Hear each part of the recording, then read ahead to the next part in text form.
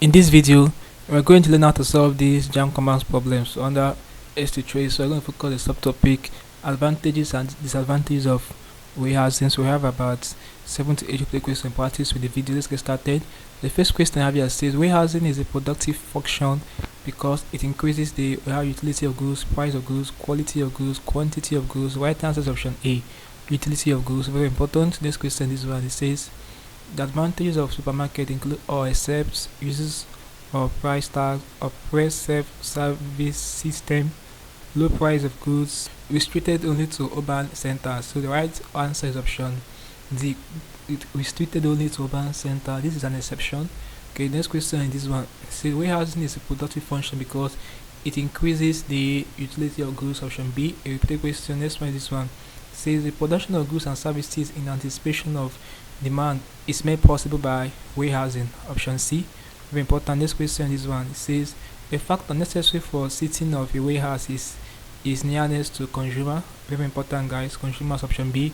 Next question in this one, it says a factor necessary for setting a warehouse is nearness to consumers. Option C. Repeated question. Next one is this one. Warehousing is important to manufacturers because it helps to improve the quality of goods, that mean input requirements, meet the demand of consumers, meet the demand of customers, produce goods in advance. The right answer is option C. It helps to meet the demand of customers. Last question to end this video, this one. It says fluctuations in the supply of goods may be eliminated if the distribution system maintains warehouse services, a team of retailers, modern technology, sufficient middlemen. The right answer is option A, warehouse services.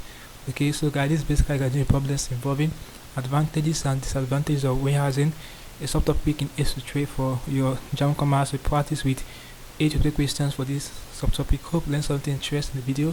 Let's go to the video, guys. If you are new to this channel, you should subscribe to this channel by hitting the subscribe button for more of these videos. So like, share, and comment on this video. Tell me how you feel, what you learned from the video. If you seem to have any specific question as again what I talked about in the video, feel free to leave your questions at the comment section below, and I will be sure to give you a response. So you share the parts of the channel membership by clicking the JAMB button. We'll be getting premium information to help you to extend your exams like your JAMB and other exams you'll be writing. If you haven't known this, click on the next screen above, and I will see you in the next video. Thanks for watching.